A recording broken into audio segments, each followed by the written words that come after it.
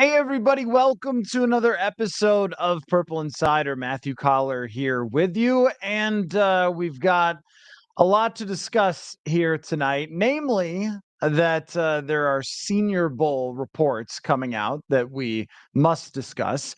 And also, ESPN's Kevin Seifert laid out his plan for the quarterback position in an article that ESPN put together. And you're never going to guess this, but I'm not really a fan of his ideas. So let us start right out. And I'm very happy to have everybody watching and live on YouTube. So throw the comments in the comments section. Obviously, solo tonight. So very happy to answer anything that is on your minds with the Minnesota Vikings or whatever.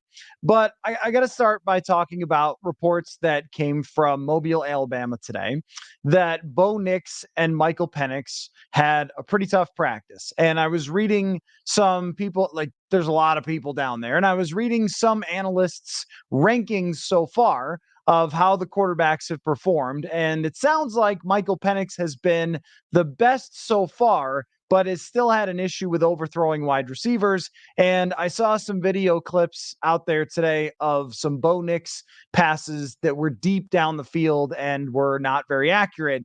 One of them, Roman Wilson, is a receiver from Michigan who is apparently tearing it up and having a really good Senior Bowl week. And there was one throw where he roasts to the corner, and then you see on the video the ball just falls way behind him. And then the note was, "Yeah, Bo Nix threw this football."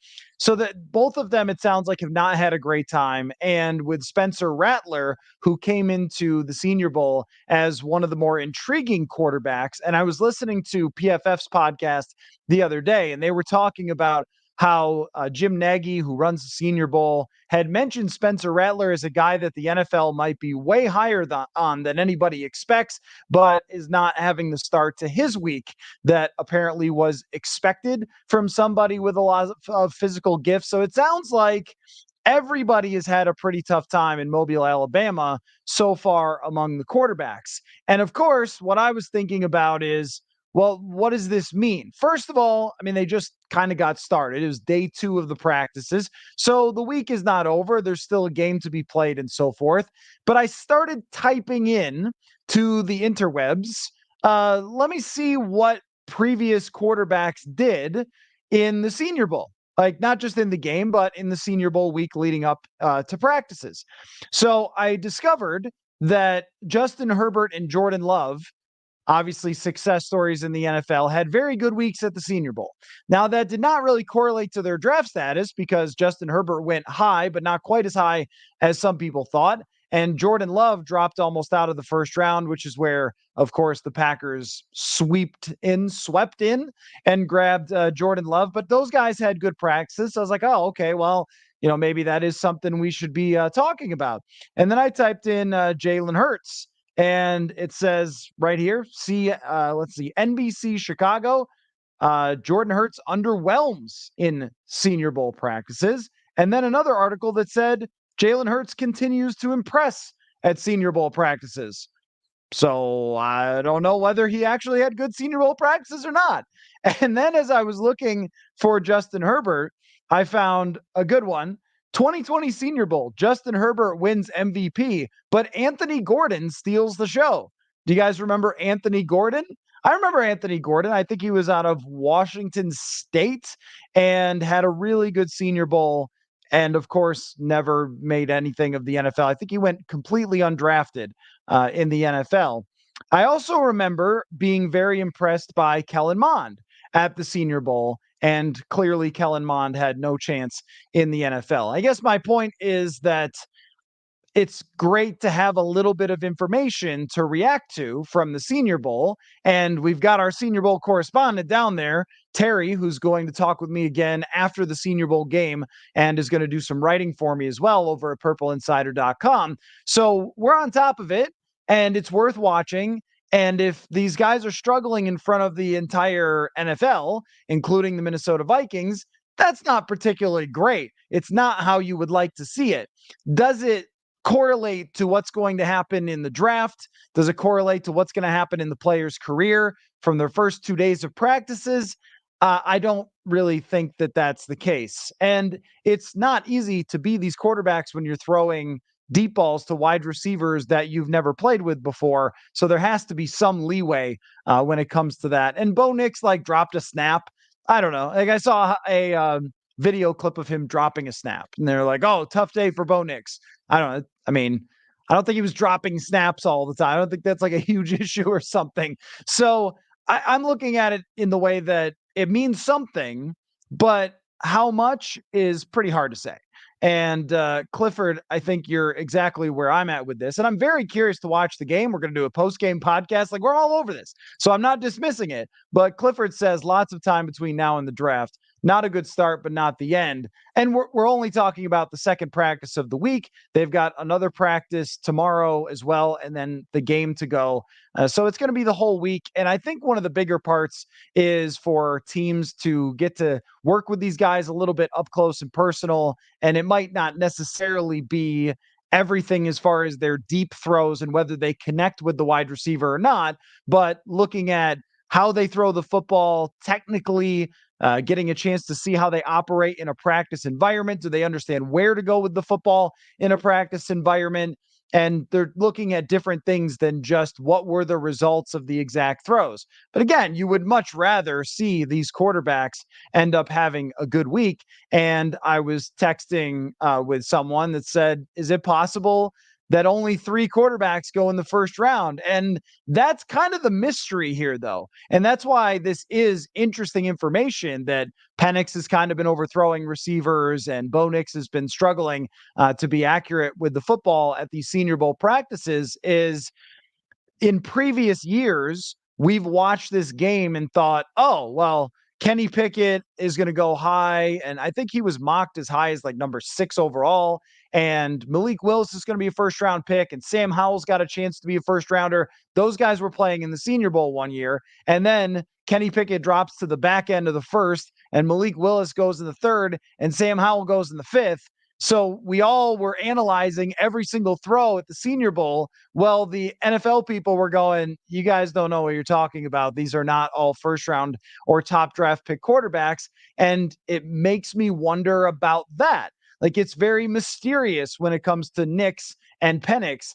I like what I see from them on paper, and I watch them play college football, and they look like guys who could play in the NFL. But the NFL scouting community, the real scouting community, not the draft analyst community, is very, very good at their jobs when it comes to picking out actual first round talents and slotting these guys where they're supposed to be. Historically, there's very few quarterbacks that are mid-rounders who succeed, and lots of the first rounders are usually placed correctly by their skill sets.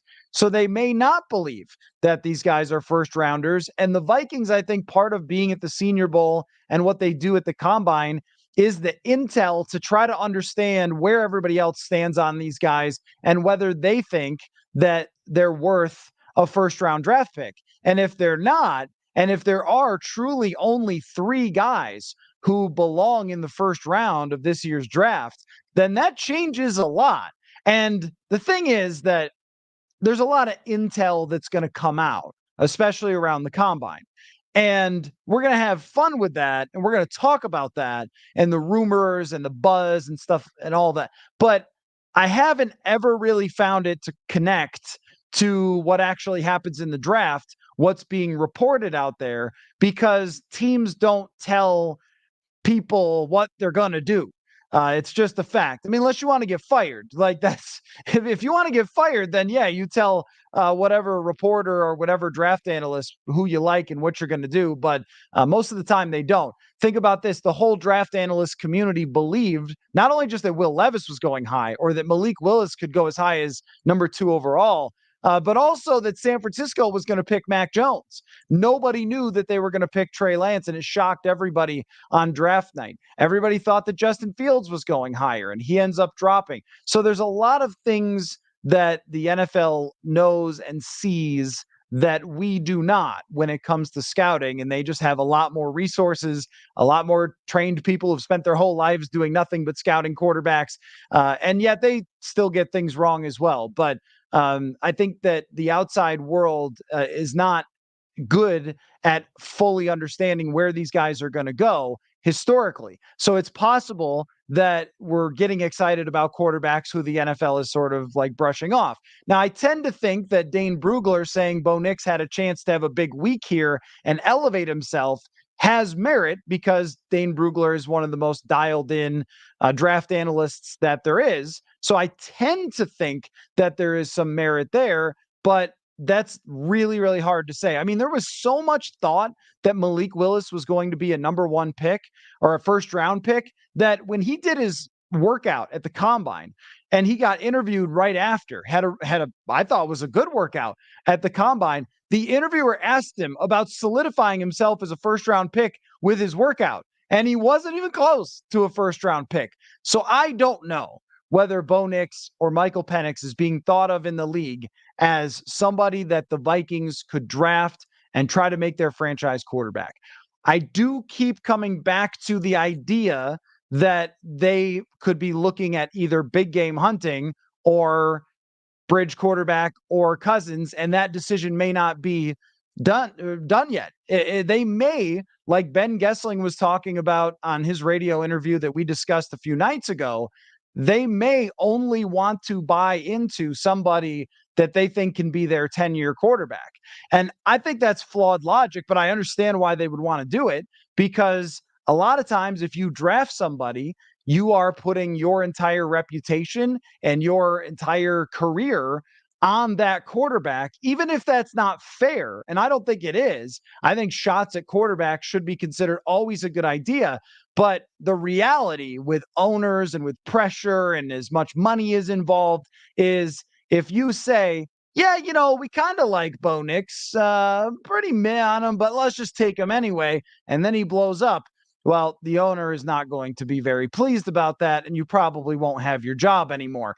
So again, not like out on Bo Nix suddenly or out on Michael Penix, but I know the Vikings are there, and I know they're watching this, and I'm wondering, not this, but the Senior Bowl practices, they might be watching this, and I wonder how it's impacting what they think about picking one of these quarterbacks to be their guy for the future. And then you have the other part of it, which of course is JJ McCarthy has been mocked as a first rounder. He's been mocked lower than that by some people. Where would they stand on him? Would they want to draft him and pair him with a bridge quarterback or with Kirk Cousins? Which brings me to Kevin Seifert, my friend from ESPN, colleague. He tweeted this today. For this ESPN project, which is letting the NFL offseason play out, Kevin tweets, I was asked to map out the Vikings quarterback future. I signed Kirk Cousins to a 2-year, $85 million deal and then drafted JJ McCarthy in the second round. So I'd love your feedback on that idea. I think that anybody who has listened to the show for even a moment could guess where I stand on that, which is that's going to be a no for me, dog. I don't think that using Kirk Cousins as a wildly expensive bridge quarterback to somebody that you're trying to develop over 2 years and using up a pretty big chunk of their rookie quarterback contract is a good idea. As far as JJ McCarthy being a player to pick and develop for a year to be the next quarterback, I can get on board with that. It just doesn't make a whole lot of sense to me to pair that with Kirk Cousins because you're desperate to stay in a race that you're not actually in, right? You're desperate to stay in a race that has already gone off and has passed you by, and that you really don't have a chance at jumping in, save for a miracle of all the quarterbacks in the NFC North get hurt next year. That's not something you should ever bet on. That's that would be just a stroke of ridiculous luck, but it's not something that you should organize your future for. You should assume that your competition in the NFC North is going to be very, very good. And that, I mean, at this point, even if we assumed some signings and assumed that they draft an edge rusher or corner or whatever, how many games out of the 6 against the NFC North do they win? Could they win 3? Is it 2? I mean, they lost to Chicago last year with Dobbs, but almost lost with Kirk Cousins as well. And that team is now way stronger. So it's never a guarantee against Chicago. Detroit is obviously stronger. They're going to load up. And Green Bay, maybe you split. I mean, you're talking about maybe a 500 record in the division with those teams overall being stronger. And that's the first year of the contract. So the idea better be to have 2024, if you're bringing back Cousins, be a good year and a bridge to 2025 when you could be truly competitive with Cousins. But then you spent a second round pick on JJ McCarthy. So you're missing out on a potential starter there. And are we sure Kirk Cousins is going to be good in 2025? I mean, that's the crazy part to me is if you go through any comparable quarterbacks to Kirk Cousins in history and look at where they are at age 37. I mean, I could pull this up right now. And I'm sure that this guy took worse care of his body than Kirk Cousins did. But like somebody like Jay Cutler, for example, Jay Cutler was retired by age 35. I mean, let's take a. I mean, where was Matt Ryan? Matt Ryan probably took better care of his body than Jay Cutler. How about Matt Ryan? By age 37, Matt Ryan was in Indianapolis, and he was horrendous by age 36 in 2021. He was awful. And in age 35, 36, and 37, he won 4 games, 7 games, and 4 games. And Matt Ryan was a more physically gifted quarterback naturally than Kirk Cousins. I just have a really difficult time betting on a 2-year window of next year is progress and competitiveness. And then 2025, we're supposed to expect that a 37-year-old quarterback who has torn his Achilles is going to lead you to a Super Bowl. I mean, that is a very, very tough task. Now, if you just told me that the offseason plan was to pick JJ McCarthy in the first round because you can and you believe in his upside and you're going to pair him with Baker Mayfield, then let's do it. Then I am all in with that type of idea. Or pair him with Gardner Minshew, Jacoby Brissett, any of the guys that are out there as a potential option, go for it. But if you're talking about pairing him with an $85 million Kirk Cousins over 2 years, and you know that he's going to want a no trade clause, of course, because he's Kirk Cousins and he's got an amazing agent. I mean, is that something you really want to do? With the structure, meaning a lot of it's guaranteed, which means that if he's bad and you have to cut him or something, you won't be able to. And you end up in a Russell Wilson type of situation where you're destroying your cap for the future. That's the downside. The upside, let's think of the upside. I always talk about the downside. The upside to signing Cousins to a 2-year deal is maybe he plays as well as he did the last 2 years. Maybe, which was the Vikings being what? Like a little bit above average as a team?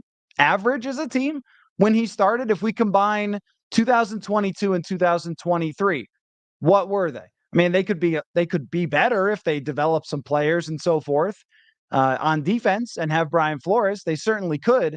But even if he plays to the same level as he did the last 2 seasons, is that going to get you deep into the playoffs? That's pretty hard to buy in itself when that didn't happen when he was in his prime. So I don't love that idea. In fact, I really don't love that idea.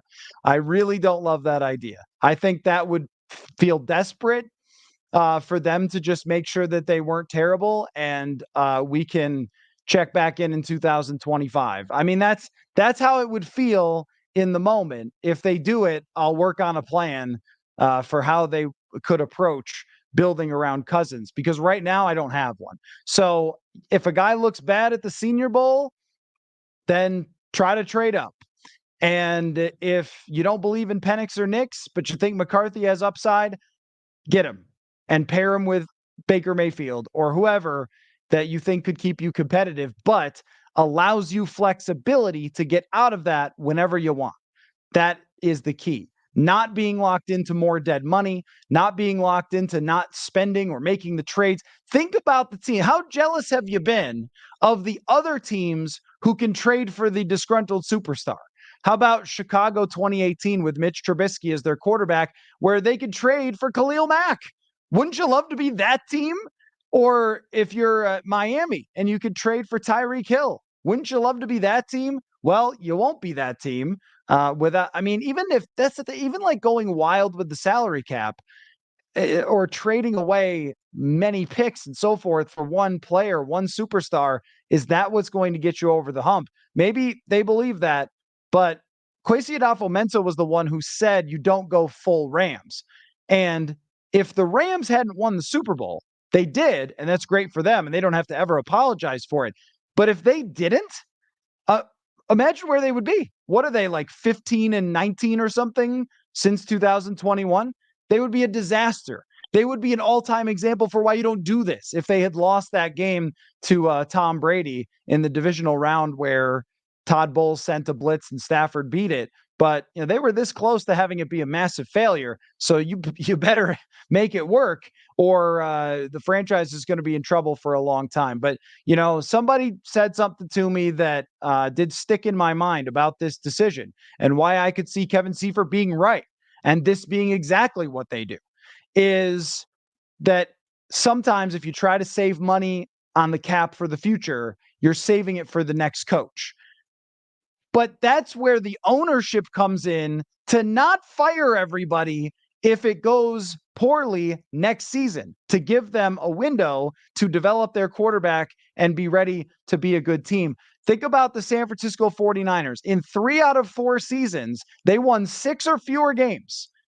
And then these last 3 years, they have been an absolutely dominant team.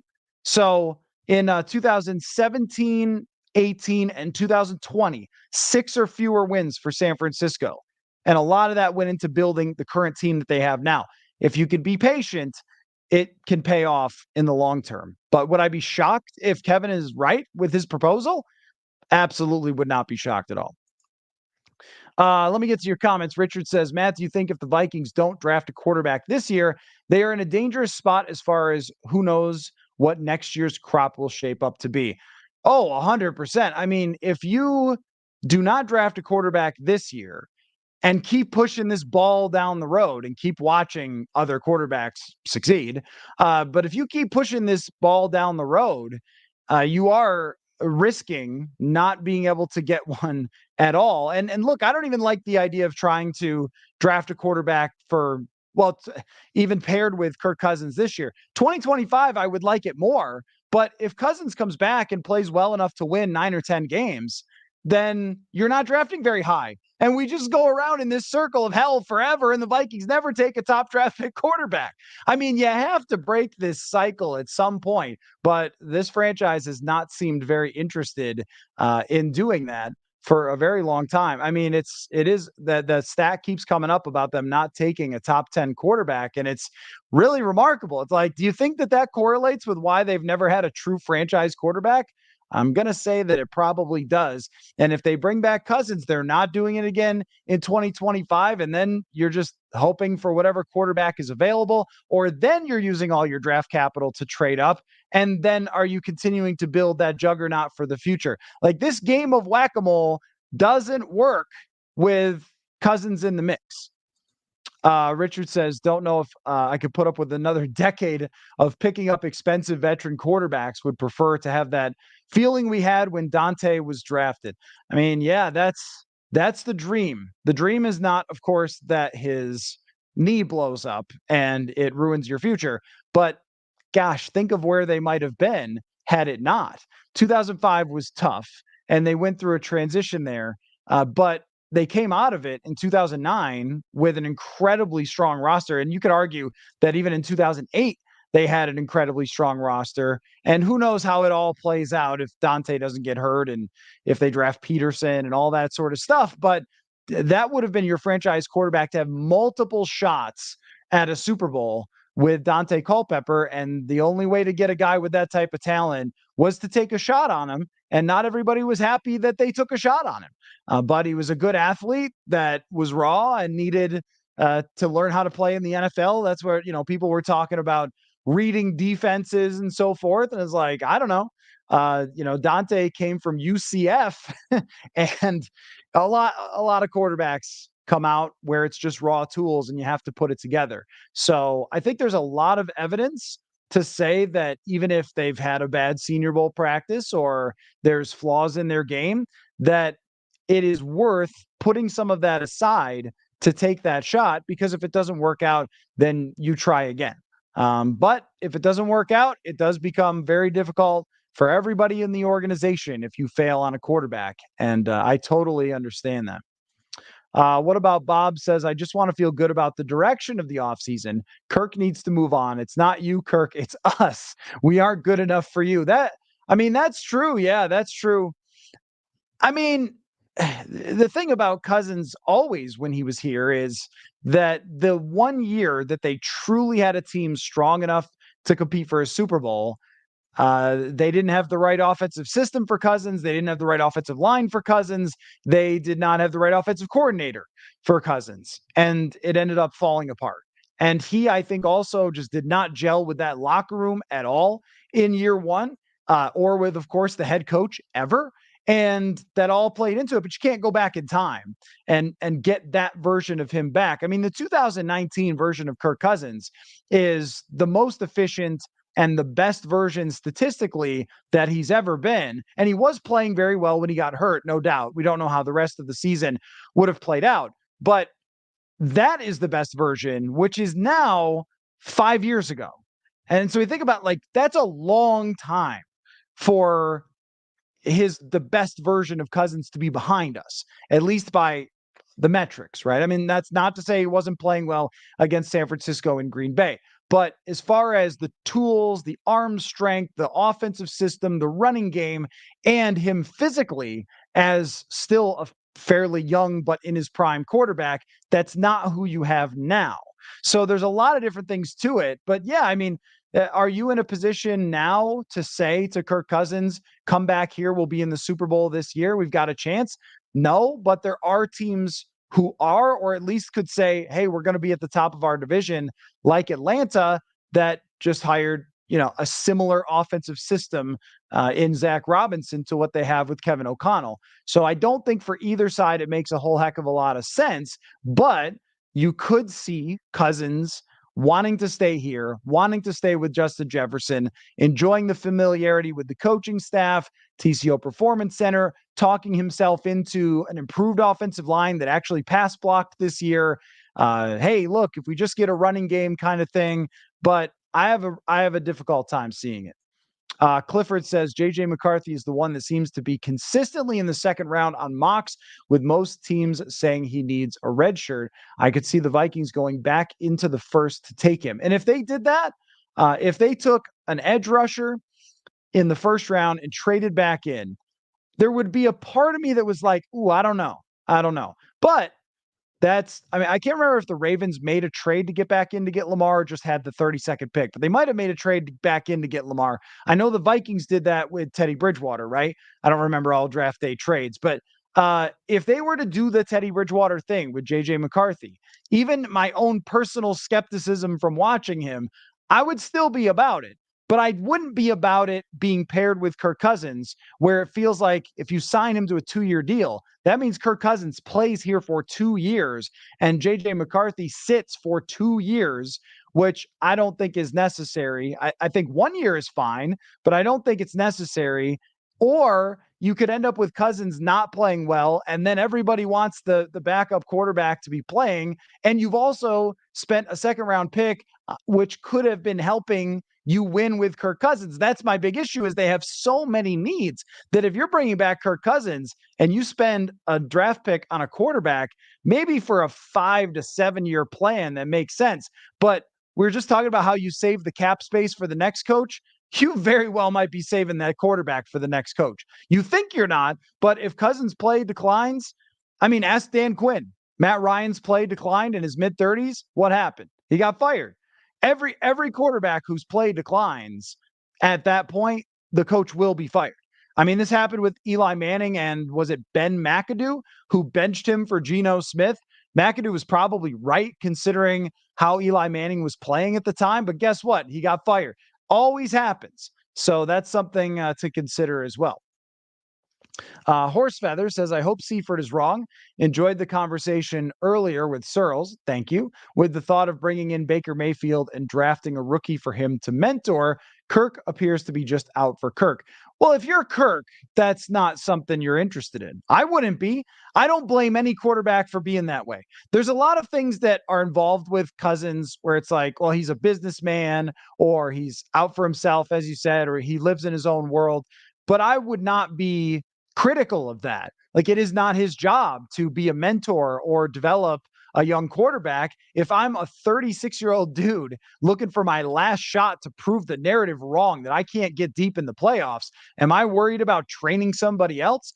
I mean, even when he was asked about Kellen Mond or Jaron Hall, it was always, well, it's great to have a young guy in the room, but I don't expect him to do that. I think it was Ben Roethlisberger, Ryan Tannehill. They had said similar things like, "Hey, I'm here to win my games, not train the younger guy," and that's totally right. And Kirk does live in his own world. I think that he could be helpful just as watching how he operates for a young quarterback, but there's lots of guys who would be more helpful. Ryan Fitzpatrick was this for a long time, whereas like pair Ryan Fitzpatrick with Tua, have those two work together. Mayfield is probably that at this point in his career. Clearly, he worked well there with a young quarterback in Kyle Trask that they drafted with a second-round pick.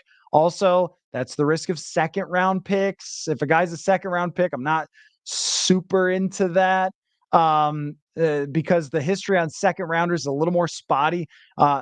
Maybe McCarthy is a really good athlete. But there's some teams that have succeeded with it on those rookie contracts. Andy Dalton, Derek Carr had some success, had a 12-win season. Jimmy Garoppolo, obviously. So it's not a horrible history of second rounders. I would just prefer somebody that has more of a first round talent to go along with it. But yeah, I mean, as far as like expecting him to be a mentor, that's what I would rather have is a quarterback that I think is going to bring the other guy along and understands that that's part of his paycheck, as opposed to Cousins, where you're just all in. Like if it's Cousins, you're full Rams. You're full Rams or you're nothing. You are trying to recreate what the Rams did with Stafford. The difference is that they had Aaron Donald and they were able to acquire Jalen Ramsey, which is not something that just always comes along. Like I was talking about being the team that can trade for that guy. And I guess, maybe you could be that team if you're all in, but it's not an easy thing to do. So can you get the best corner and the all-time, one of the all-time best defensive tackles? Maybe. I mean, all of this is like, maybe. I mean, I don't know. I'm not saying it's impossible, but it seems unlikely as a model. They had also drafted another thing to keep in mind with the Rams. If you go through their roster in 2021, they had also drafted a lot of guys in the mid and late rounds that developed into decent players. They had like John Johnson and Troy Hill, and there was like 10 other guys who had become good players, and they were a dominant offensive line as well. So all that plays into it. Can you build that team? Can you add Odell Beckham in the middle of the season? Like, is that available to you? If it is, well, then I'd be into it. But that seems hard to think that it is. Richard says 85 mil is just bananas money for what you're getting. Well, and that's part of it is when you consider who the receivers are and who the coach is and what Baker Mayfield did last year, going 9-8 with a pretty mediocre team, but really good receivers. He was, I think, 12th in quarterback rating, over 4,000 yards. Like, is that not something that someone else could do? Like, does it take 85 million over 2 years to get out of this team good quarterback play enough to have you in the mix? Like, I don't think so. There's probably a significant drop off between Mayfield and the next best quarterback. So there's that as far as available quarterbacks go.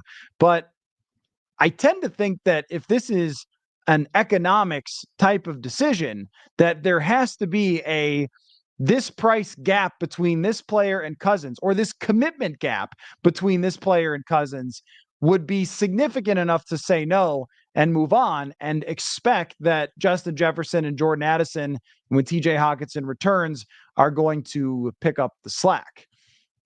Clifford says no on Kirk Cousins. JJ McCarthy, okay, but he'll need to sit for most of his rookie year. So that's another thing that I just don't know about when it comes to that, is we always kind of try to identify the guy who needs to sit for a year. And everybody said that about Anthony Richardson. Anthony Richardson, man, that guy can't play right away. He is way too raw. And then he was actually better in the NFL. Like, because his team in Florida and his offense in Florida were really bad. And so he came to the NFL and he looked better. And I mean, of course, it's not going to be a better team for JJ McCarthy, but we don't really know how fast somebody's going to be ready. I mean, one of McCarthy's things is supposed to be his intelligence. And Brock Purdy was a rookie as a 7th rounder, but he really fit super well intellectually. So we don't know. It's not a guarantee that just because Bo Nix is older that he's the only guy who can start in the first year. That's why you have a quarterback competition and you see what happens. B Young says, I'm late. Well, you can't be late to the live stream, man. You got to be there. It's like, if you're not 10 minutes early, then you're 10 minutes late. That's football. No, I'm just kidding. What happened with Penix and Nix? They just had bad days at the Senior Bowl. It's just practice. So we're not talking about a game. Not a game. Just practice. Just one practice. Yesterday seemed fine. And then today, it appeared that Bo Nix had a tougher time and Penix overthrew some people. But as far as like you're asking, how bad were they? Were they bad enough not to draft? No, of course not. Of course not. You would never say someone cannot be drafted just because of a single Senior Bowl practice playing with wide receivers that they've never played with before. And that's why I was looking up earlier in the show reports for certain quarterbacks. And hey, Daniel Jones had an amazing Senior Bowl week that got him drafted really high. And that was what Dave Gettleman said, is that he loved him at the Senior Bowl, and that's why he drafted him high.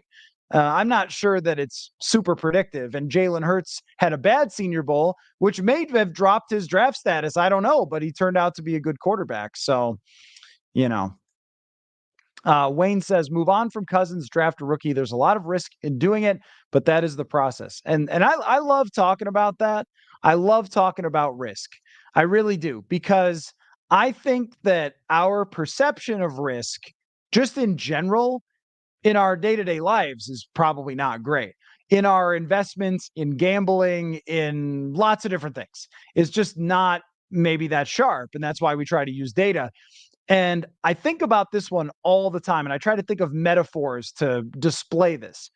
It is extremely risky to bring back Kirk Cousins. Extremely. The odds are super against you. There's no evidence in the past to suggest you can actually make this work. And if you go all in and you try to bring him back and you go 7-10, or if he gets hurt again, if he tears the other Achilles or something, which Cam Akers did, and he's like 26 or something. But if he tears the other Achilles, if he gets hurt, then you've spent $85 million on nothing. And that's a problem. That's very risky.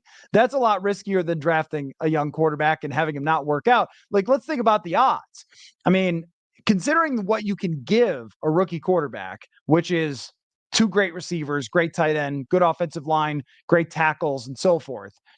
A coach rooted in the position. Is he perfect? No, but I would take him to work with my young quarterback, Kevin O'Connell.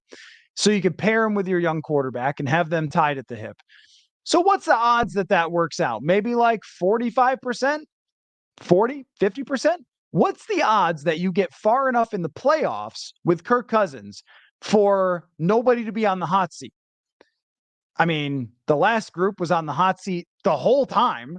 I mean, truly, the whole Kirk Cousins era, Mike Zimmer was on the hot seat. As soon as 2018 ended and they lost to Chicago and missed the playoffs, from that moment to the time he was fired, he was on the hot seat. I mean, was that risky to keep going back to the well? That seemed pretty risky. It ultimately got him fired. And you could say, well, O'Connell and Cousins are different together. That may be true, but Zimmer also early in his era had much better defenses than the Vikings have had, much better players to work with. And as soon as he didn't, nobody's a miracle worker. I couldn't praise Brian Flores enough. He did an incredible job, but he's not a miracle worker. You saw that against Detroit. You saw that when they had people get injured. It's really risky to have a super thin roster and have to hope that nobody ever gets hurt. What are the actual odds that you don't end up on the hot seat in 2 years spending $85 million? Is it 40%? It's probably way higher than that. So that's what I like to think when we're talking about the risk. Is there's all sorts of risk over you know everything that you do, no matter what you do. If you try a bridge quarterback, if you try a veteran, if you make a trade, if you trade up, there's lots of risk if you trade up. All roads lead to getting fired if it goes wrong. That's the thing about the risk. If you bring back Cousins and you go 8-9 and miss the playoffs, you're fired.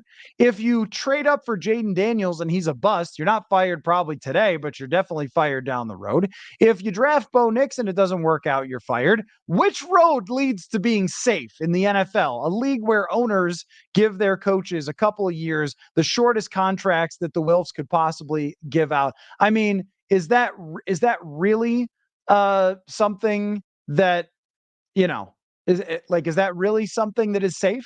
I don't think so. And also really not a good idea from an ownership perspective. But those people are just never going to be. They're usually in business years out and big picture, but when it comes to football, they're not. Kind of ironic. Jordan says, do you think KOC wants Cousins and Kwesi wants to draft a rookie? Besides Cousins, who do you think would be KOC's preferred choices to play quarterback? That's hard to put myself in his shoes or to say for sure that one guy wants one thing and the other wants the other.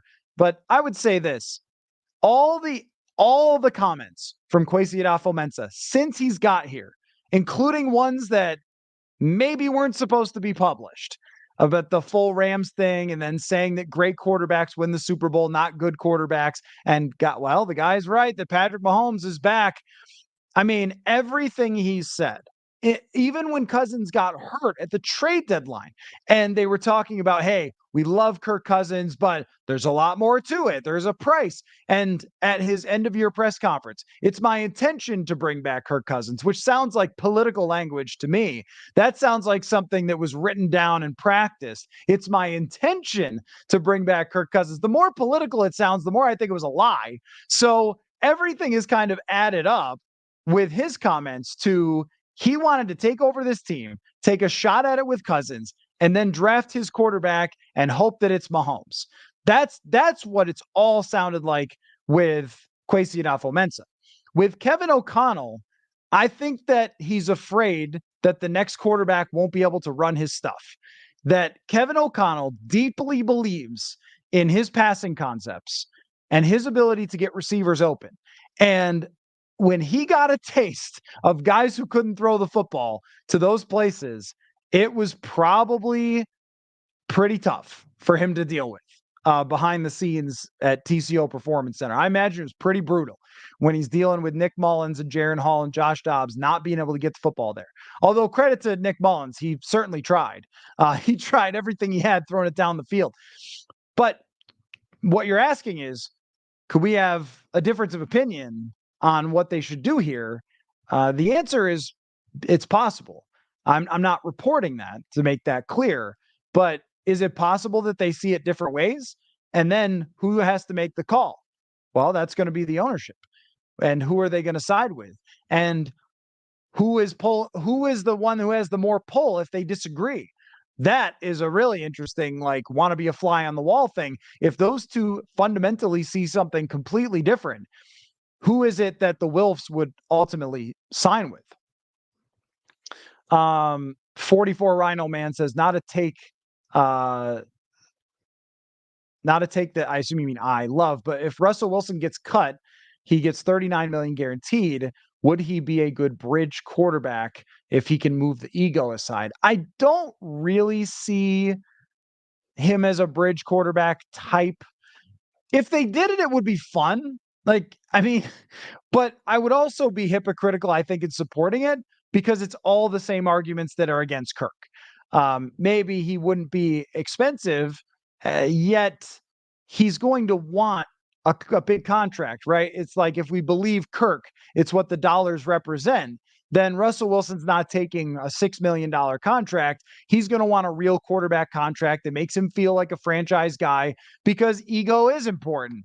I mean, you don't end up as one of the great quarterbacks in NFL history, a borderline Hall of Fame quarterback like Russell Wilson, not recently, but in his career, by having no ego. All of these guys do.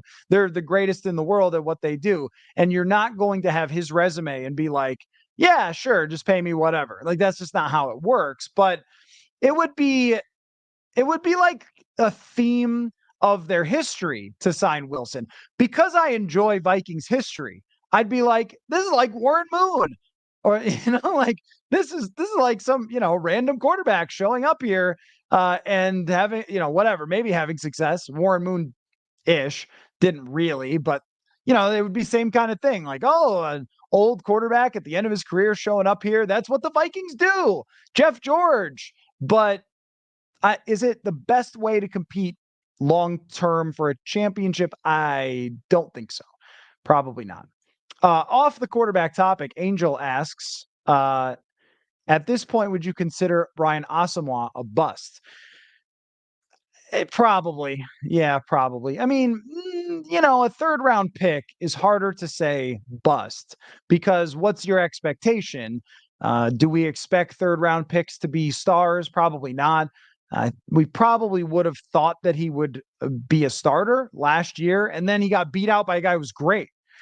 It's just that he showed like not even enough to be the next man up. And they had to go out and get somebody else. Like he was so far down on the depth chart that they had Troy Dye and Anthony Barr playing over him. Clearly, bust might be like not exactly right, but he certainly wasn't a fit with what Brian Flores wanted to do. And it's hard to see him getting there. So yeah, I don't think it's going to work out with Brian Asamoah. And I also, as an aside, feel like this, hey, let's get the tiniest linebackers we can, the lightest linebackers we can, is not really a model. And you could say, well, wait, Ivan Pace is small. Funny, Ivan Pace is small, but weight-wise, he matches up with a lot of like a normal linebacker. It's just height. It's entirely height with Ivan Pace. The dude is a fire hydrant. Like that's probably one of the reasons he hits so hard. If you're packing into what is he, 5'10" or something, 200 and I don't know, I don't have the number, but 230 pounds. I remember looking this up, thinking about how small he was and realizing that his weight was not that low. But Brian Asamoah is like a running back. I mean, he has no pop and no power to his game in the NFL. And I think they were looking for a Jeremiah Owusu-Koramoah type of fit, like in Cleveland, but that's just not that guy. So it has not worked out. Like most of the 2022 draft class, it has not worked out very well. Let's see. Anthony says, I really hope KOC has been paying attention to that kid from Oregon, Jackson Powers Johnson at center. He's a monster, would be an upgrade from Bradbury. Hopefully O-line coach Cooper Kupp is there too. Looks like he's going to be a very high draft pick. Yeah. If they spent number 11 on a center, that would be pretty hard to justify. I think considering where they are defensively, he does look like a beast. And there's a lot of guys who do. But could you really draft with need at corner, with need at edge rusher, these very valuable positions? Could you really draft a center? Probably not. And, Garrett Bradbury's still under contract. But I think it was a weird year for Garrett Bradbury because I remember looking at these numbers on PFF where through like week 14, he was having an above average season, run blocking and pass blocking. He was something like 12th. And then that game against Green Bay, he gives up 7 pressures to the great Kenny Clark. And it just never seemed to really recover from there. And it was a bad end to the season. So he ended up with numbers that weren't that good, maybe 18th overall. And he's not a difference maker for sure. And the guy you're talking about might be. But can you really spend, like, as you're rebuilding this team, centers are one of the easier positions to find. Usually there's a lot of them in free agency. Usually it takes a veteran to make a difference right away. I've also seen him taking reps at guard. I mean, look, it would be wonderful to have him as a prospect, but I just don't know how you could really do it. B. Young says Kwesi has to prove he can successfully draft players. Behind the scenes, he showed he wanted to trade back last year. I mean, in some ways, it feels like we're just trying really hard to, make this take stick, make the like Kwesi doesn't know what he's doing with evaluation stick. When you're talking about Kwesi discussing a possible trade and then picking Addison and then holding that against him, dude, they talk about trades with every draft pick ever, all the time. I mean, I don't know. Like, I don't know what to tell you. Yes, he talked about potentially trading back and then didn't. Like, idiot. I don't know. And then drafted a really good player. What do you want? You want him to apologize for that? So that's where I know we're at like reaching territory is when it's, well, he didn't even draft the good guy. Okay. Look, the general manager is the one whose name goes on these guys. But the general manager gathers an entire organization worth of people to make the picks. So when he's selecting Lewis Cine, this is not just a GM pulling up some tape or some numbers and being like, that guy.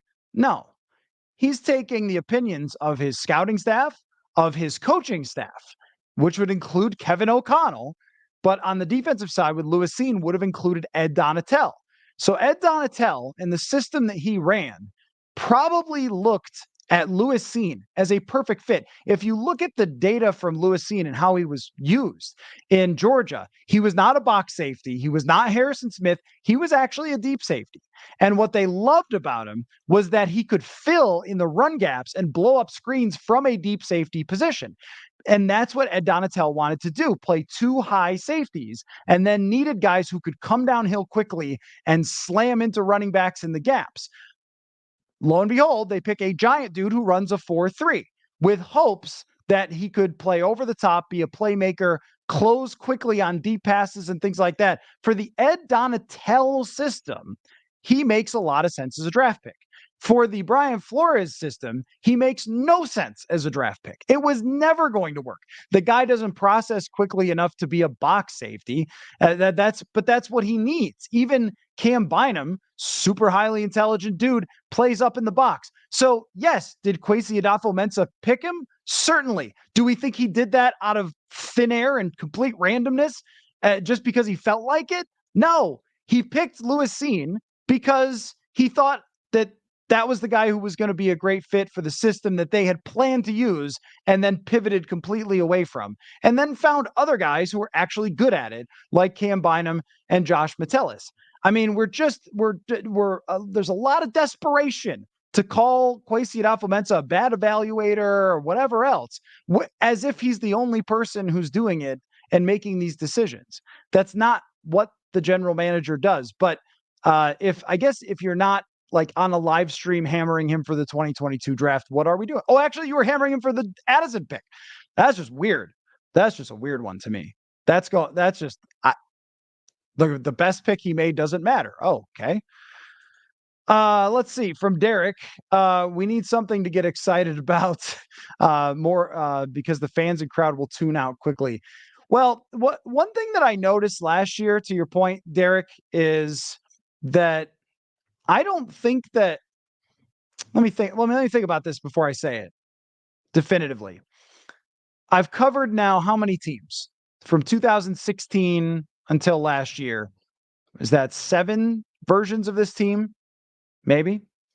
Last year was the most disliked team I think that I covered. The most fans are tuned out pretty quickly, never bought in, had a very brief amount of fun with Josh Dobbs, and as soon as that was over, tuned right back out. And I can use my metrics for this too. If you look at podcast downloads, live people on YouTube, how many people are subscribing to the newsletter, purpleinsider.com, it's all gone up since the season has ended. It's all going up. The interest is in what could be, not what was. Last year was a what was season. And they did add a lot of new players like Jordan Addison, who we can't credit the general manager for drafting apparently, but They added some exciting new players. We saw some guys emerge, but because it was still Cousins, because there was never really a chance that they were going to be legitimately on the same level as a San Francisco 49ers, it was a lot of boredom, I thought, last year. They start off 0-3, and it was all right, well, this team. And then there was more annoyance when they won some games than excitement. I really felt that way. I mean, Green Bay, everybody loved. Then he got hurt, but there was like some annoyance when they were winning games from fans. Like, you're losing it. You're losing your opportunity to get Jaden Daniels. And of course, those people were right, because here we are. But I think that the excitement level right now is the highest it's been probably since they beat Buffalo in 2022, because they went 8-1 when they won that game. It's one of the craziest games I have ever covered. Second place to the Minneapolis Miracle. So that's like great moment for everybody. Jefferson makes the catch, all that stuff. But from there, I think if you include the playoff game, they went like 5-4 from there. Or yeah, that would be right. 5-4. They had to come back against Indianapolis. Super fun comeback. Terrible, terrible team. Never should have happened. Right. And I felt even going into the Giants playoff game that most fans believed they were going to lose because they weren't a good team. So since that moment, since halfway through 2022, there's been a pretty big malaise. And right now, talking about Bo Nix and Michael Penix and JJ McCarthy and trading up for Jaden Daniels or whatever, right now is the most excited fans have been in quite some time. And I'm using just my own numbers and the interest in this show, because that's what we're talking about to judge it. I mean, the live streams during the season previewing games probably had half of the number of people who are watching right now, which, welcome everyone.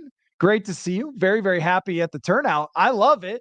I love talking about this stuff, but it's just been my observation that you're exactly right, that there is kind of a boredom that's set in and a tension now that exists, waiting for what is going to happen here. And if the same thing happens, if they're going the same direction, I suspect that my numbers will dip back to only the hardcore people who just want to talk football all the time, no matter what. So, that's kind of how it goes.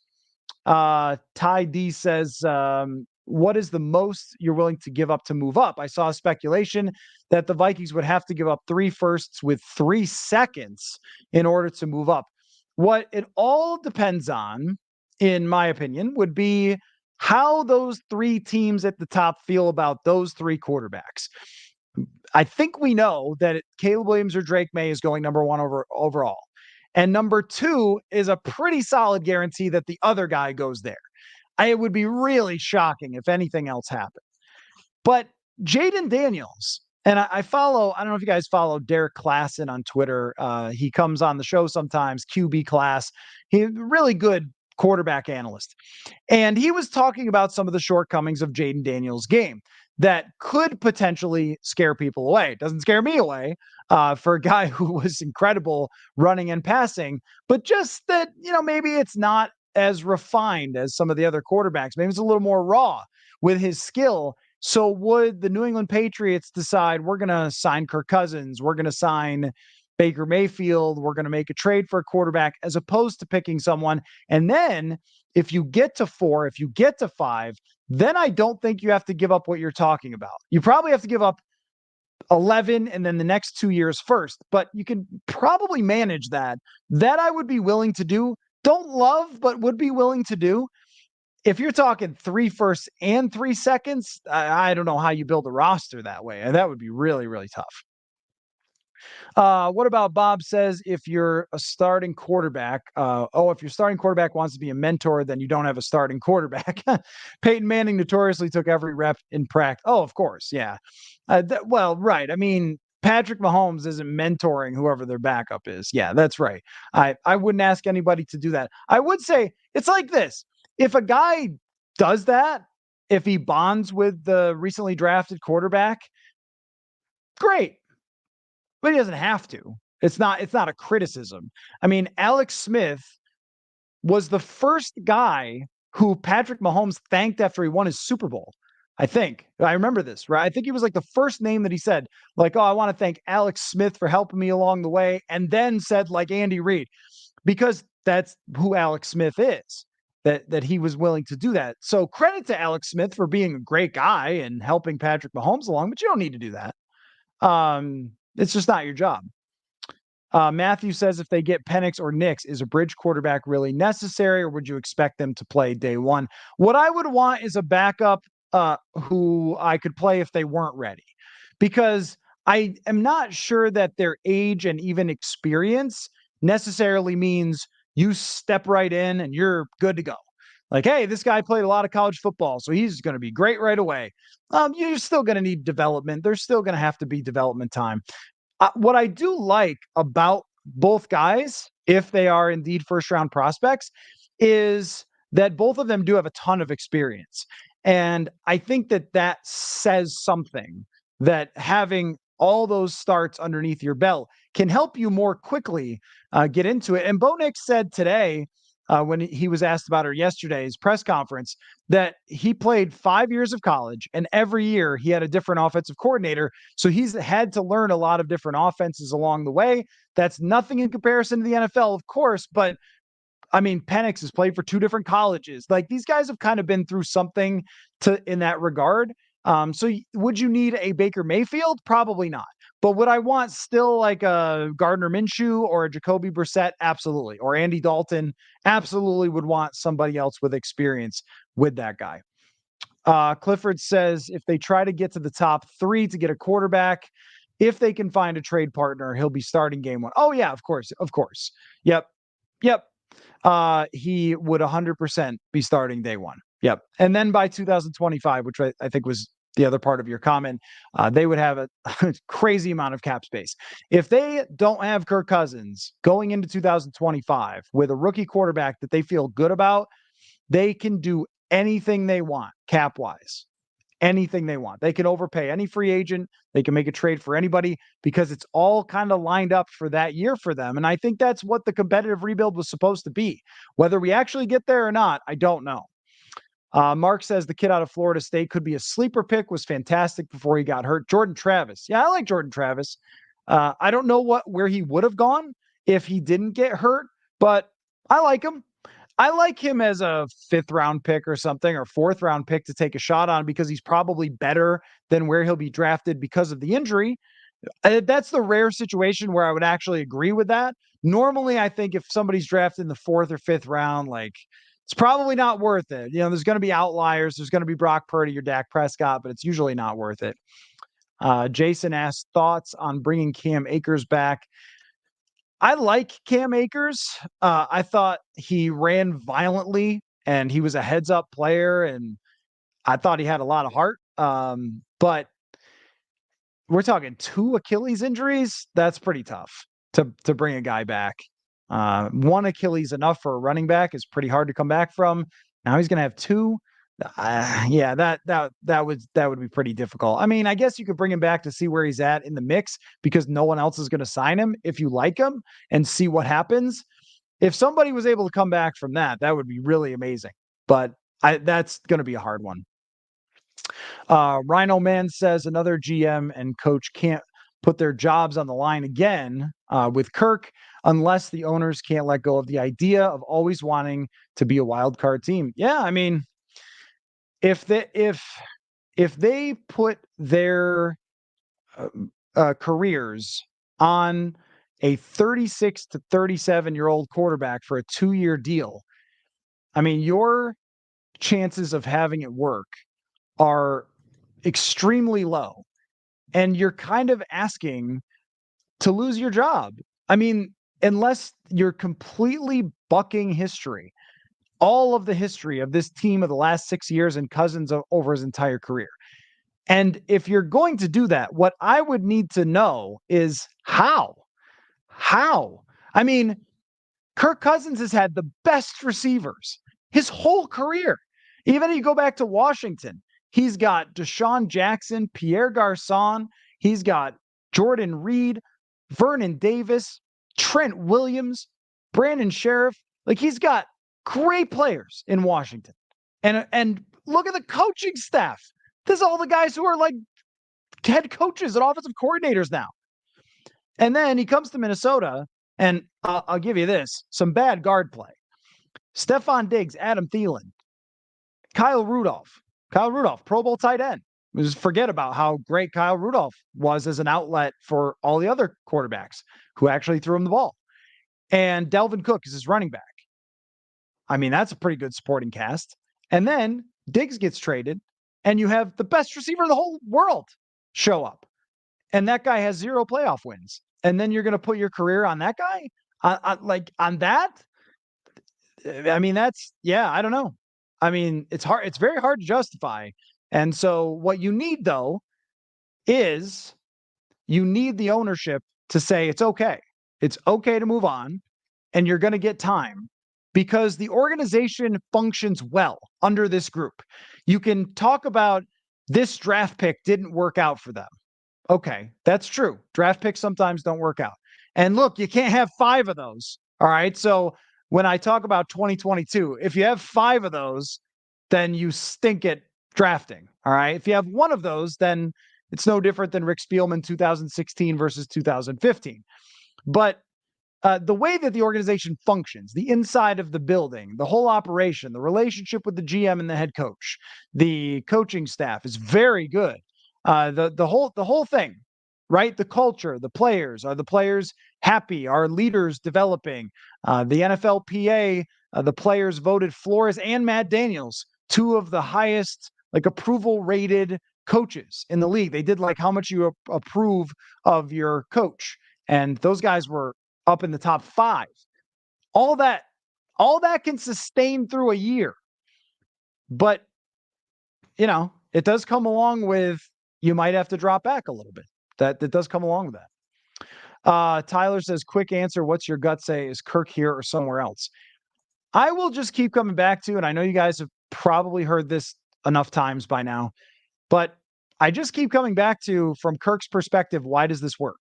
Why is this a good idea from Kirk's perspective? Not even just the Vikings. I can see it from theirs if they're desperate. Why does it work for him to come back to a team that he hasn't gone in the playoffs, and his reputation is the guy who's made all this money and hasn't gone deep in the playoffs? I'd want to try something else for a team that's right there. So if I was him, that's what I would want. And I think what he wants will ultimately make this decision, which is probably to go. But I'm we've been doing the kind of the meter. I'm 35% that he stays.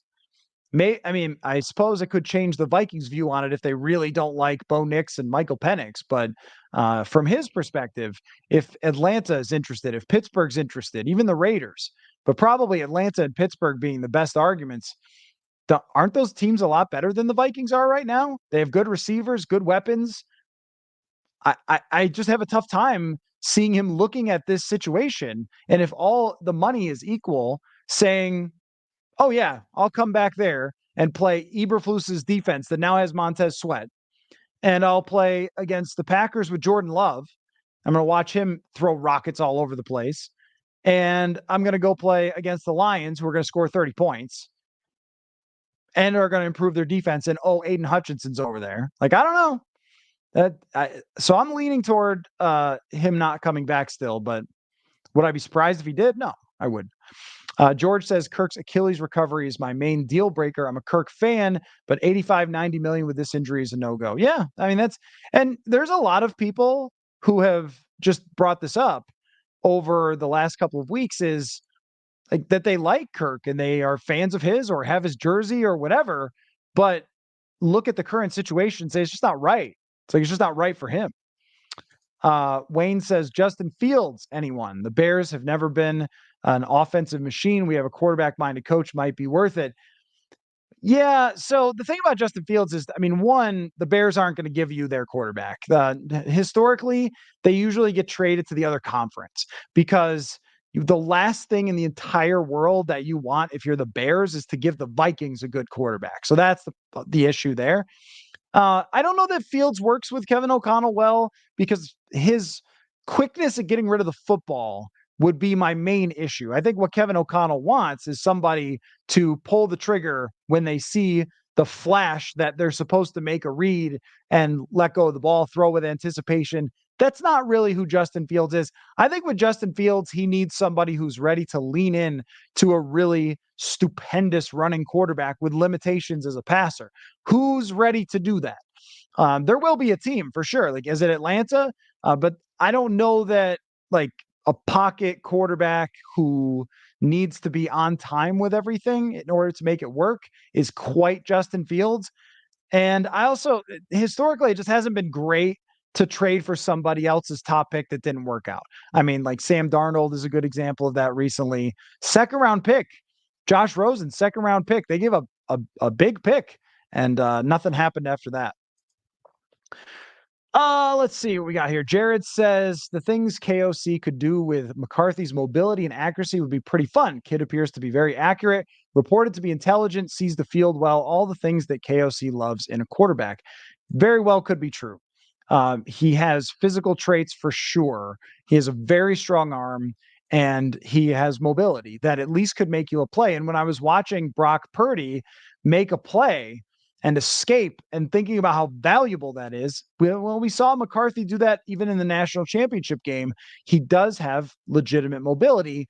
And when I watch McCarthy, I'm a little concerned because you mentioned the accuracy. The accuracy is spotty. It's like sometimes it's great and sometimes a little all over the place.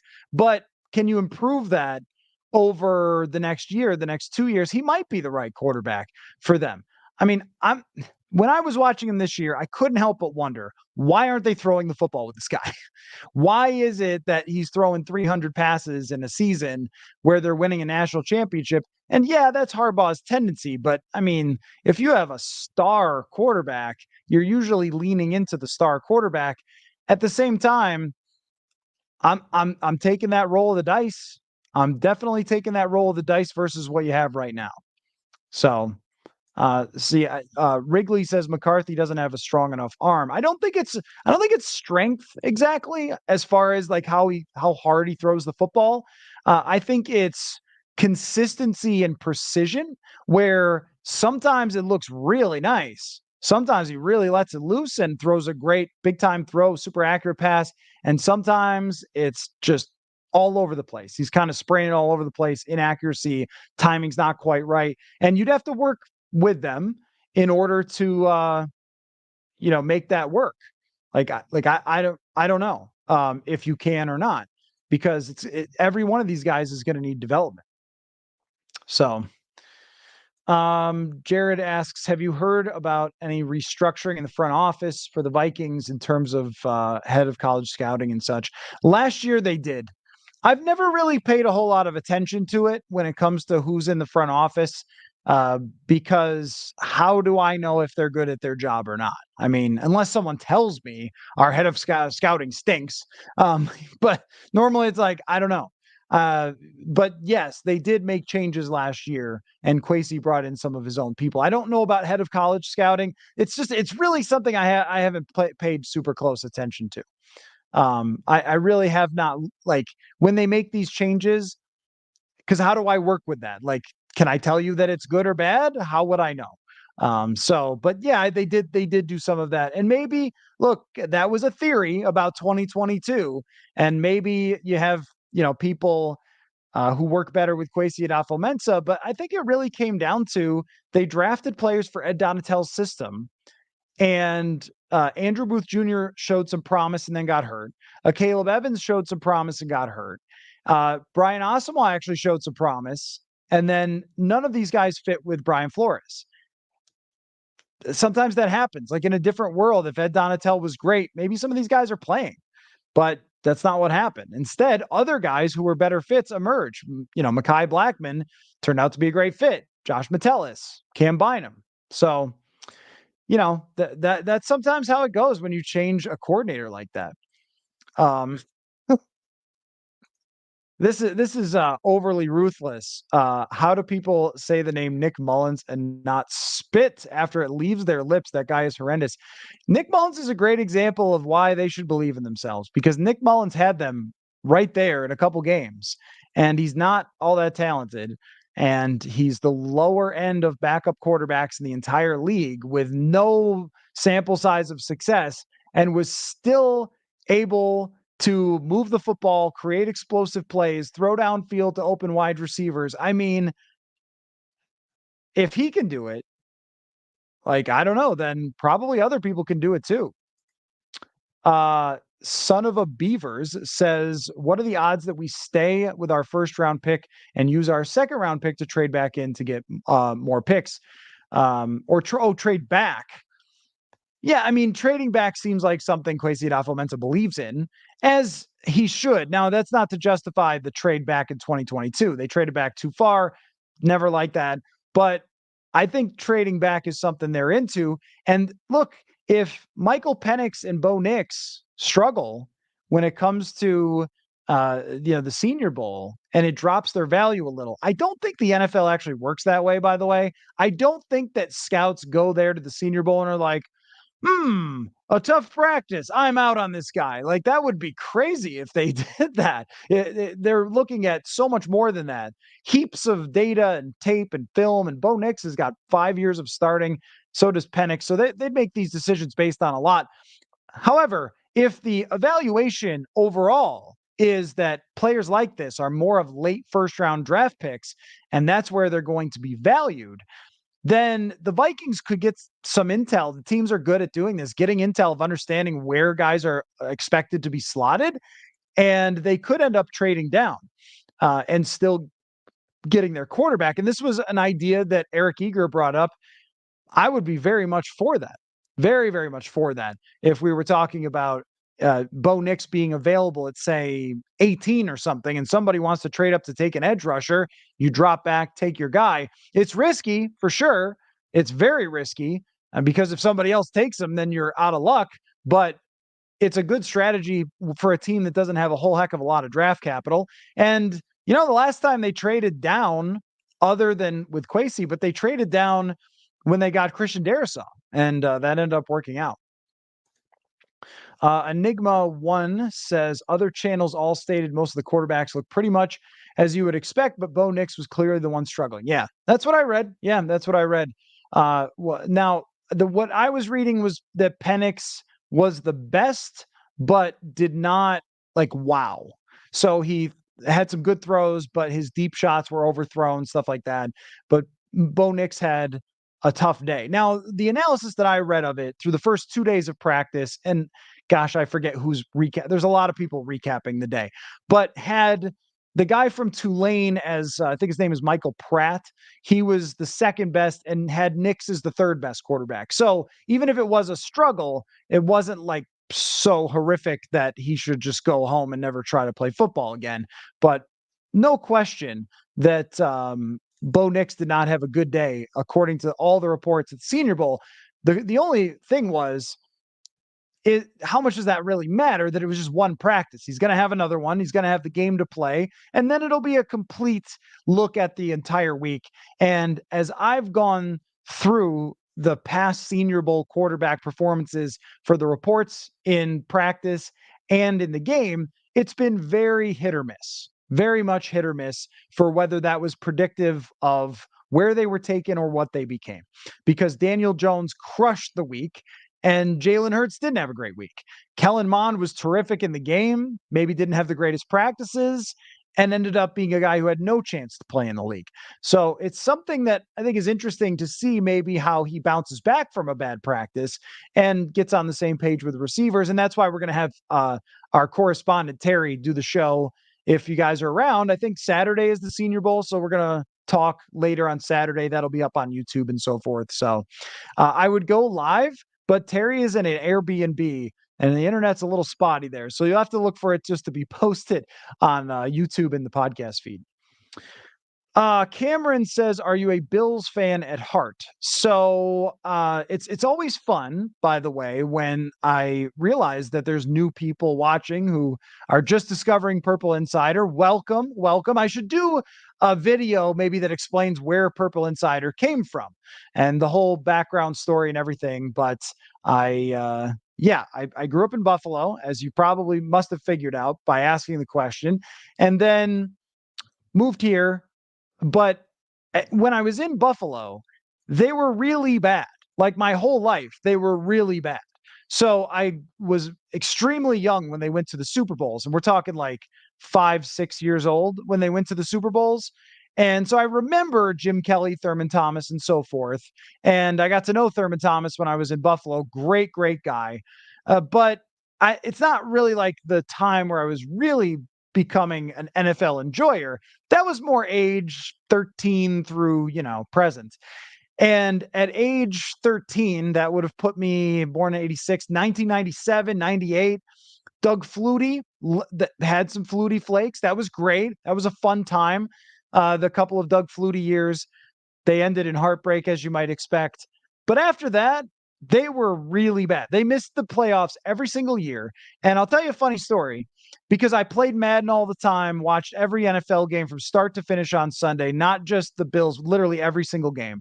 Uh, but where I was really out on the Bills is when they lost Antoine Winfield, senior, of course. When they lost him to Minnesota in free agency, I was like, this team isn't serious. They don't want to win. And I didn't pay a whole lot of attention to them after that. I mean, I really didn't. I didn't watch a lot of their games for a long time. I would watch the other games, the Sunday night football and so forth. And then when I knew what they were doing, but I wasn't like, you know, jumping into a flaming table. In fact, all that stuff that you guys see about them jumping into flaming tables, all of that was born out of anger and frustration about how awful they were. And it was just years of complete ineptitude. At one point, they made Marv Levy the general manager. It was like, what?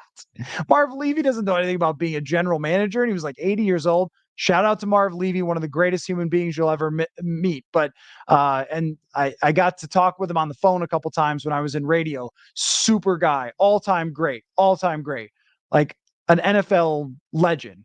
But it was not a general manager. They were just doing weird stuff, and they were a joke for a long time. And of course, shockingly, it turned around when they drafted a quarterback. Maybe a thought there, but like if you think you're frustrated, imagine missing the playoffs for 20 straight years or 19 straight years. So when I worked in Buffalo, I was doing the show the same way I do this show. It's not any different. The way I was analyzing the team, covering them, criticizing sometimes, praising sometimes, depending on looking at the data, all that stuff. So it's the same deal. And just in general, like that's kind of what reporters always do, you know, like reporters. We're going to try to look at things objectively, regardless of like the personal feelings don't matter. Like, none of that really matters. I covered them the same way I covered this team. So there's the whole story. Let's see here. What about Bob says KOC pleaded with Kwesi to take Addison. It's in VEN. Stick with the plan. KOC said, yeah, I watched it. It's just funny how far it seems some people want to go to even the good pick say like, no, the good pick you didn't do. Like, I mean, at that point, you're just being a hater, I guess. Like, I don't know. I mean, at that point, we're just going way too far in being critical. So he's talking about trading the pick. They don't trade the pick. They pick somebody awesome. I don't know.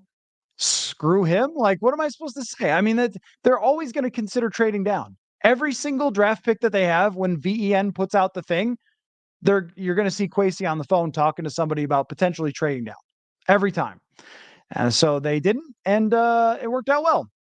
So I don't know what I'm supposed to say. They've drafted like 14 players or something.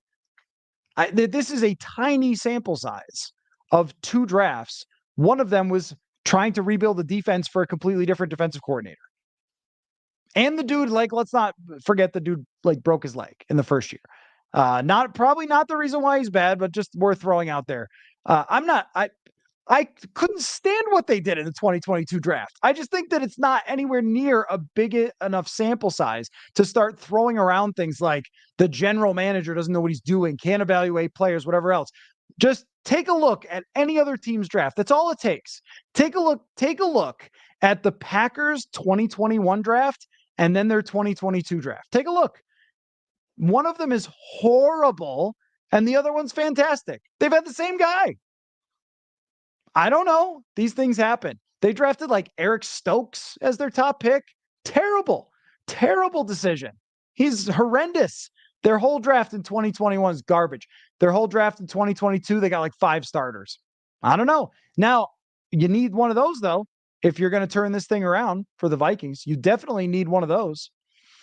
Wrigley says, do we have good comps for these guys? Oh, that's a good question. Feel like Penix is a Bridgewater-esque Trent Green. That's a good pull, Wrigley. I like the Trent Green pull. Nick seems a lot like Sam Howell. Well, the difference between Nix and Sam Howell is that Howell always took a ton of sacks. He took a ton of sacks in college. He takes a ton of sacks in the NFL. If you had a Sam Howell without all the sacks, he would actually be a good quarterback, or at least like playable or exciting. But the problem was the dude got sacked every other drop back, and just that you can't deal with that. There might be some similarities there in that neither one of them is super tall. They are kind of like strong looking guys with some running ability. But I mean, if we're looking for historical comps, I don't know if I would go with Sam Howell because I don't really know what Sam Howell's going to be. I think probably just a backup. Bo Nix, that's a good one. I'm gonna have to think about who Bo Nix might be. I end up always thinking of Matt Hasselbeck for quarterbacks like this, like fairly good athlete, a little gutsy when it comes to running. Because Hasselbeck wasn't a running quarterback, but he would run sometimes.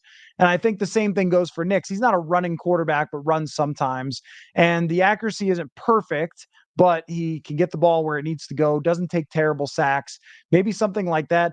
I don't look at Penix like Bridgewater because of the arm strength difference. Penix's big thing is arm. He kind of reminds me more of Jared Goff because Goff does not move well in the pocket, and when he steps into it, sometimes he throws a wobbler, and yet it gets there because he just throws it so hard. Penix, though, has probably like better touch down the field than Goff has. I feel like Goff's touch 30 yards down the field is not particularly special. Penix really does have a special arm. It's really just the mobility element and the fact that he's had those injuries. Like those things are really the shortcomings on Michael Penix. All right, I'm going to try to speed up here. We've been talking for a long time, but I'll run through questions because you guys are asking so many good questions and so many good comments, and it's been really fun. Nick says Dobbs cost us 2 losses and potentially quarterback of the future, so we could get a couple of memes and locker room speeches. So annoying. I can't argue that one, man. I can't argue that one. And that was why I remember going back to Jeremiah Searles before the San Francisco game. Jeremiah said on the show, you should probably trade Danielle Hunter today so you don't like win this game and then fool yourself into thinking you're good. That's exactly what happened. They fooled themselves. They didn't trade Hunter. They fooled themselves with the San Francisco win and the Green Bay win into thinking that they were good, and they weren't.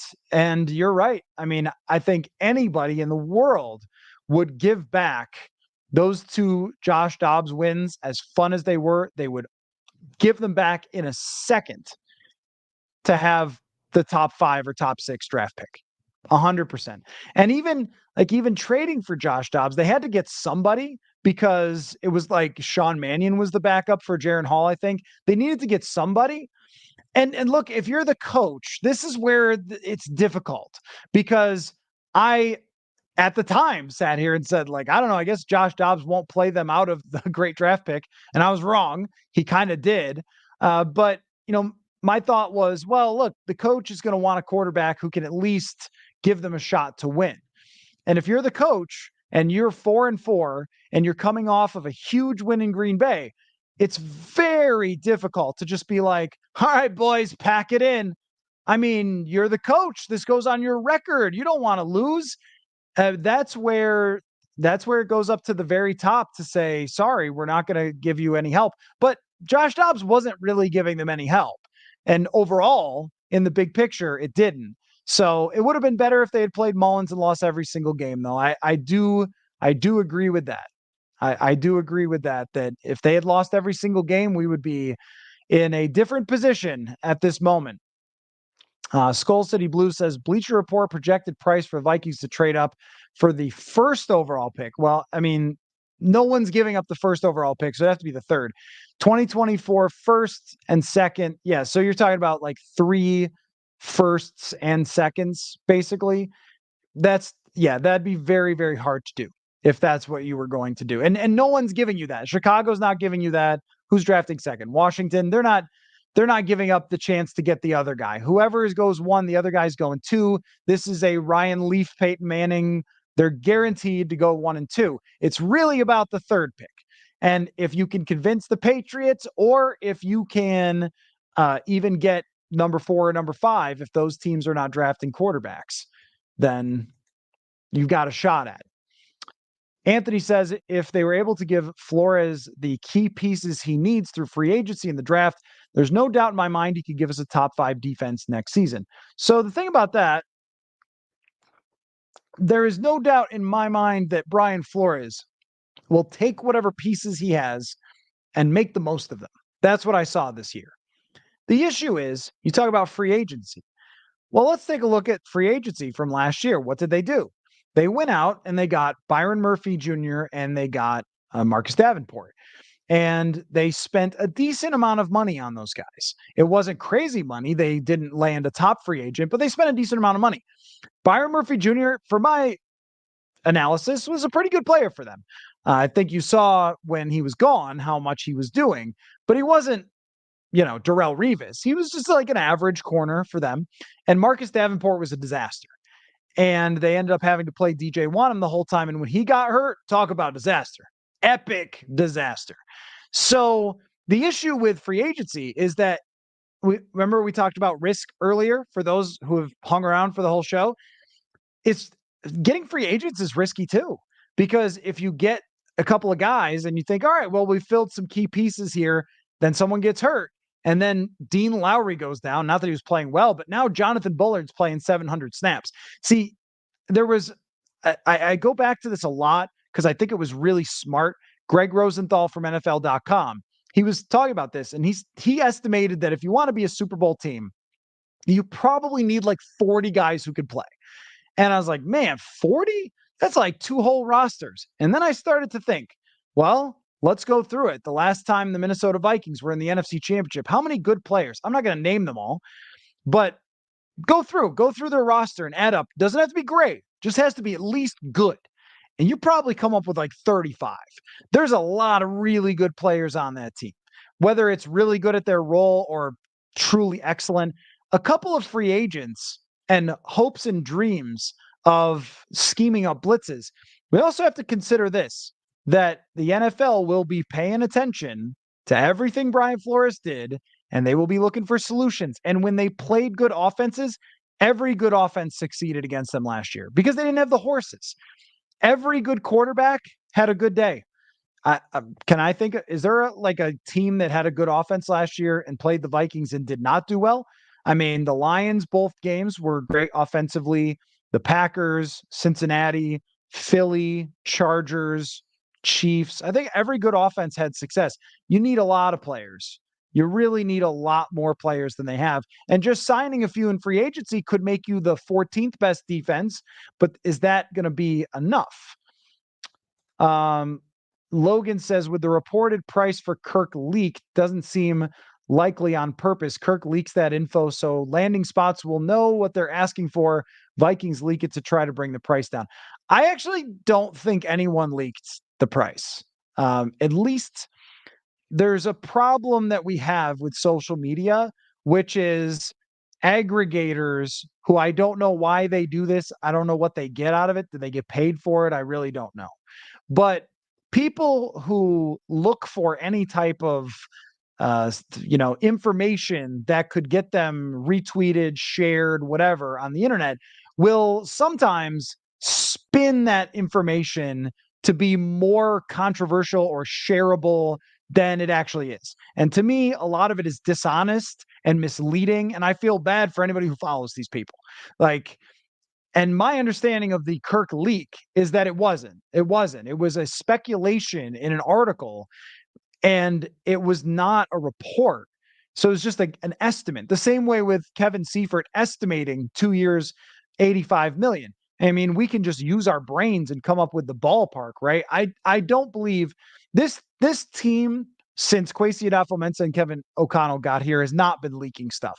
Usually, think about the TJ Hawkinson deal. We found out about it when we showed up at a press conference and they announced it to us because they did not leak out a lot of information. So I don't think that that's what they're doing. I look at the Justin Jefferson stuff where people were way off on the Justin Jefferson contract situation because they weren't leaking stuff out there. And so I don't think that the actual price is really truly out there. I think this was aggregators looking for attention, which I just don't understand what the purpose of that is, what that does for you. Maybe it makes you feel really good when people retweet you. I'm not really sure, but it's something you have to be careful of when you're just following people on social media and reading. Still, if we were just guessing what Kirk Cousins is going to want, with 13 quarterbacks next year scheduled to make over 40 million, assuming that Jared Goff signs an extension, is Kirk Cousins taking less than that? Of course he's not. So we've already known that. And I think that they probably already have a good idea right now of how much it's going to be by talking with his agent, because they can talk with his agent about an extension anytime. And then when they go to the combine, they're really going to start to know what other teams' interest is, I think. Bron freaking Solo says, fix the lines first. A rookie quarterback with no time and no run game will suck and will be at the mercy of vitriol of the desperate Vikings fans like Ponder was. So last year they ranked second in pass blocking by PFF, which, you can take or leave that. But I thought that their pass blocking was actually really good. There will be pressures because as you play in the NFL, even the best offensive lines are giving up 2.5 out of 10 dropbacks, 25 to 30% pressure because defensive linemen were built in labs and are incredibly good at their jobs. So you're going to get pressure. But last year was by far and away the best pass blocking that I've seen since I was covering the team, probably since they had going back to, I don't even know when. I don't even know. And I don't remember exactly what their offensive line was with Ponder. I think in 2012, it must have been pretty good because Adrian Peterson ran for 2,000 yards. But to your point, I don't think they need like a huge fix on the offensive line. I think they need a left guard and they need competition at right guard is what they really need. But to me, the tackles are so good that you should feel great about putting a rookie quarterback behind this line. There's no offensive line that's great, by the way, in the NFL. There's no, maybe you could say the Eagles, but there's no team that's like the 90s Dallas Cowboys or something where your quarterback's not going to be pressured. That's why a lot of times we look at the pressure and how a quarterback performs under pressure in college to get an idea of what they'll do when they get to the NFL. Carl says, I keep seeing in mocks that Tavondre Sweat falling into the second. My God, if we can get that man, he's a human wrecking ball.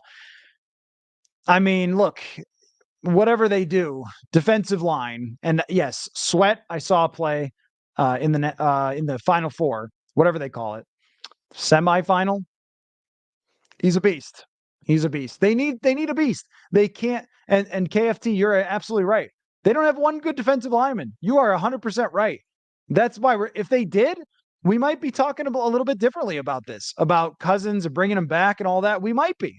I'm not 100% sure we would because they had good defensive lines in the past. But if they had Everson Griffin, Linval Joseph, Tom Johnson, Daniil Hunter, and Brian Robinson on their D-line, and Xavier Rhodes, Harrison Smith in his prime, Eric Kendricks, and Anthony Barr, and Kevin O'Connell supporting Kirk Cousins, Justin Jefferson, and Jordan Addison, maybe it'd be a good idea. They don't have that. They are all of that away. They don't have an Xavier Rhodes.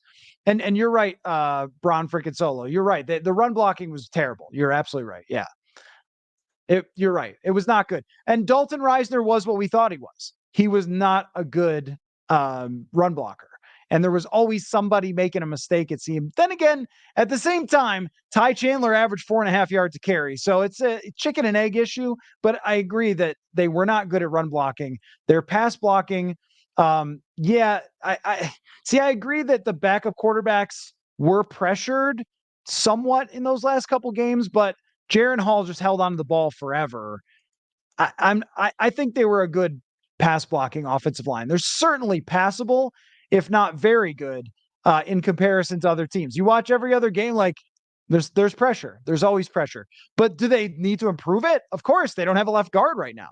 And I don't trust Ed Ingram at right guard. So we're on the same page. I just think with the tackles, you can offer a rookie quarterback a very nice start there. Dan says, arguably the weakest defensive line the Vikings have had in 30 years. I mean, they don't have anybody. They don't have anybody. It's wild. I mean, Harrison Phillips is a nice player uh, in context of what Harrison Phillips is supposed to do. Harrison Phillips is not a guy that you should be asking to play 800, 900 snaps. That's insane. So they have to replace pretty much the whole defensive line. You can't do that in a year. You can't. I mean, Tavondre Sweat, that would be great. But then you need like 3 more. Even bringing back Danielle Hunter. Let's say you draft Sweat, bring back Danielle Hunter, and Sweat's pretty good right away. You still need more guys. And by the way, this is what I was talking about earlier is you don't need 4 defensive linemen. The Vikings were total freaks in 2017 with having 5 guys that were good and nobody really got hurt. So they could just play their starters. And even Shamar Stephen was solid. So they had like 6 guys that they could play. But you usually need 6, 7 guys on the D line. They've got 1. I mean, that's nowhere close. So, I think, and this is very true, Carl. The overall body of work for pass blocking was good, but the humongous blow up plays killed them a lot this year, early in the season, especially. Yeah, early in the season, or when Kevin O'Connell had them pitch the ball to Josh Dobbs. That wasn't good either. That was a that was a big blow up play as well. But yeah, I mean this. And you're right. This is a good draft for defensive linemen. I mean, I think they need to take multiple of them. They need to acquire them in free agency. They need to trade for them and everything. Can you do all of that? I don't know that you can do all of that in a single offseason and try to patchwork it together. So there's a lot to be done here. And I they need like 8 more picks than they have. That's kind of the problem is when you lay it all out and you go, man, you need 2 defensive tackles that can get after the passer. You need 2 edge rushers. You need a corner. You need all this stuff. How many top 50 picks do they, or how many top 100 picks do they have? 2. Well, all right, then it looks like this is going to be a little longer of a rebuild. And when you're talking about 4th and 5th rounders who could be solid, well, those are all those are guesses. When you get to the 4th and 5th round, those are guys that you have to develop over a number of years, which they can. Like they're not in a position where it's so dire that I would say this team is just so screwed for the entire future because of how much they have to work with on offense. When you have stars at tackle and stars at receiver, you're in good shape. But if you have no talent to give to Brian Flores, you're going to end up with the same defense as last year, which is, hey, the guy can make Tyson Bagent and Aiden O'Connell look pretty bad, but you're not going to be able to slow down the best quarterbacks. And they're going to play a lot of them next year when you look at their opponents. So there's a lot of work to be done here. And it starts in Mobile. If you heard, that's their tagline for the Senior Bowl. Anyway, I think we have set our record by far for the longest stream, and that is because I was spending the whole time catching up on great questions and comments from you guys. Love the discussion. Super fun conversation, and we're going to continue the coverage of the Senior Bowl tomorrow night. Manny and I will be back here live 8:00 as always. I've got the series. If you guys didn't see it on the channel, the series of what happened to that guy. We covered the 2022 draft. For those of you who are obsessed with the 2022 draft, we covered every pick and went through what happened and why it didn't work out so far with those guys. So make sure you check that out. PurpleInsider.com is where you can find the written work that I've talked about, my entire series of Future of the Vikings. That's worth checking out. I wrote about every player on the entire roster and the timeline as well. So lots of stuff. We're having a good time in the offseason here with lots to discuss. So thank you, everybody, for joining. And I had a really good time chatting tonight. So we'll be back doing it again tomorrow, and we'll see what comes up then. There's always something every day. And then keep an eye out for Saturday late afternoon. There will be another video that goes up, or podcast that will go up. Oh, no, I wasn't. Man Juice. I know who Charlie Walters is. I know Charlie Walters. He sits in front of me in the press box. I didn't know who it was that reported it. When it came to who the aggregators were stealing, I didn't know who reported. I know who he is. I just didn't know who it was. I was asking Manny who reported it. That's what happened there. But anyway, so yeah, it'll be, we'll have a good time tomorrow night and then going forward. So thanks everybody for checking it out and participating, and we'll catch y'all later.